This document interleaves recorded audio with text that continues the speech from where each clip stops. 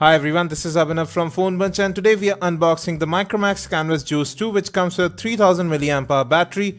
You have Wolfson Stereo DAC for enhanced sound and Corning Gorilla Glass protection on the front panel as well. Now at the back there are some specifications listed. It comes with a 1.3 GHz quad-core MediaTek processor, 3G connectivity, you have a 5-inch HD IPS display, 2 gigs of RAM, 8 gig ROM, 8 megapixel rear, 2 megapixel front camera. You have Android 5.0 Lollipop running on the device as well. And you can see right there, 3000 mAh battery. Now let us go ahead and open up the box. Now the Canvas Juice 2 is available in the market for about Rs 8,999. So that's the box open. At the very top you can see the Micromax Canvas Juice 2. Let me just take that out, keep it aside for the time being. Let's see what we get inside the box. At the very top you have a black colored headset. Now it does look like an in-ear one. Yes, it is an in-ear headset, but again very cheap in quality. Now you have micro USB data syncing and charging cable in here as well. Good looking ports there. Next up you have a USB wall charger. It looks like the same charger we got with the Canvas Fire 4, but this time around it's rated at 1.5 amperes. You also get a free screen guard within the box, and here's your usual documentation including your SAR notification, warranty as well as your user guide. So folks, this is the Micromax Canvas Juice 2 and does look like a certain flagship from a certain phone maker.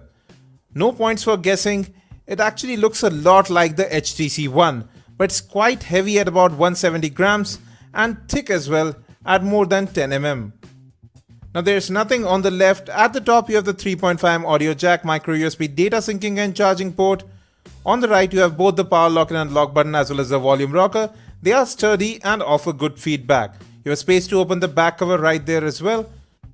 So there's nothing at the bottom apart from the primary microphone. Now at the back you have the 8 megapixel camera, dual LED flash and Micromax branding. And the speakerphone is at the bottom, and you can see this sort of brushed aluminum feel at the back. Again mimicking the HTC One M9, but in this case it's made of plastic. But at least it's not that glossy and doesn't attract that many fingerprints. Now there's a bit of flex in the back cover, especially just below the camera module.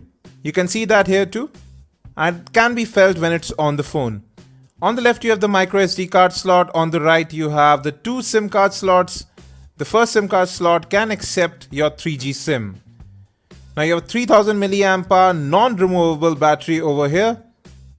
Spec wise you are getting a quad-core processor, 2 gigs of RAM over here. Build quality does seem good apart from the flex in the back cover. Now we have started booting up the phone. Let me just remove this plastic sheet. Now at the top you have a 2 megapixel front facing camera, proximity and light sensors. There's a notification LED up there as well, a 5-inch HD IPS display. You have capacitive buttons just below the display. Now the front is clad in Corning Gorilla Glass 3 for added protection obviously. Now the bezels on the screen at the top, sides as well as the bottom are actually quite large. So the phone is now booted up. We are at the home screen. You can see the default launcher here. Now this phone is running Android 5.0 Lollipop. You have your notification tray right up top. Swiping it twice opens that up right there. We are at full brightness right now. Now display does look a little bit pixelated to me. Even the text looks pixelated even though this is an HD panel. Let us just get into settings now. In About Phone you can see this phone is actually running Android 5.0 Lollipop, not 5.0.2.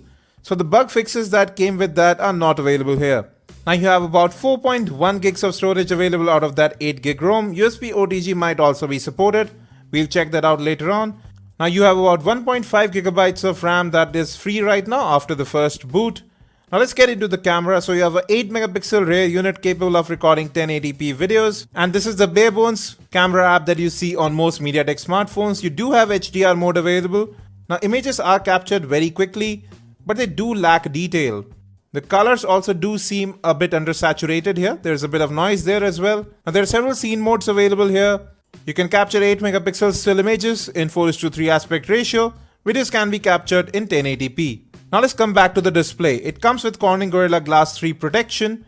The viewing angles are actually quite wide. The color reproduction however seems a bit undersaturated. Now the contrast levels on this display are also not that good. The blacks do look a bit grayish.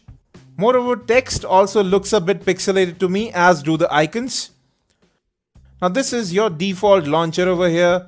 You can go ahead and add widgets. You can do that by long tapping on any of the home screens or just single tapping on the menu button. Recent apps can be accessed by long tapping on the menu button. Here's your lock screen where you have your notifications. Now those can be accessed from the notification shade as well. You have Android lollipops, priority notifications available here too, so you can interrupt notifications for a duration that you choose. So it does come with all the bells and whistles of Lollipop, but still running a bit older version here. Now there are several apps that came pre-installed, News Hunt, Savan and the others, but some of them can actually be uninstalled. So ultimately not much bloatware over here. Now let's get into web browsing. We have loaded our mobile website and scrolling is painfully slow over here.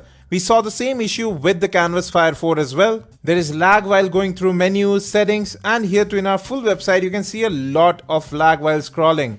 Pinch to zoom is not that smooth either over here. Animations do seem to lag a little bit as well. I do feel that this phone is getting a bit warm as well while I was web browsing.